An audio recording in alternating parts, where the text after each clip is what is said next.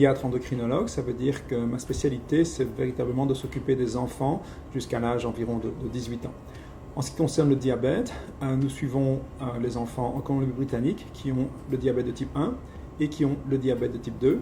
Et je pense que c'est important de faire la distinction, en particulier chez l'enfant, car la situation est un peu opposée à celle de l'adulte.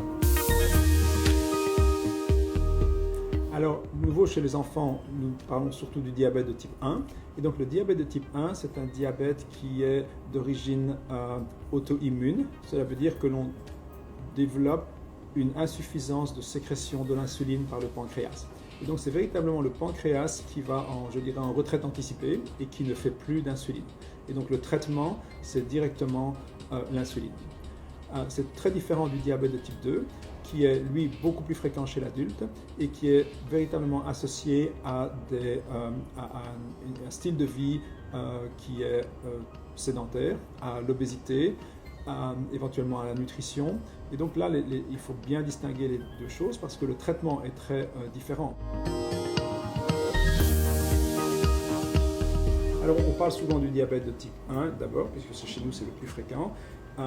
De nouveau, c'est assez aigu, et donc c'est sur quelques jours ou quelques semaines, un enfant qui va être moins en forme, avoir une perte de poids, moins d'énergie, commencer à boire beaucoup, commencer à uriner beaucoup, et ça, ce sont les signes d'alerte qui doivent vous envoyer chez le médecin de famille, et le médecin de famille va normalement mesurer simplement la glycémie. Pour le diabète de type 2, c'est un peu plus compliqué, parce que là, c'est un diabète, comme on l'a dit, qui est associé au niveau de vie, à l'obésité. C'est quelque chose qui débute beaucoup plus lentement, et qui peut certainement être raté ou manqué, tout simplement comme chez l'adulte. Chez l'adulte, on sait qu'il y a énormément de gens qui ont un diabète de type 2 ou qui ne le savent pas.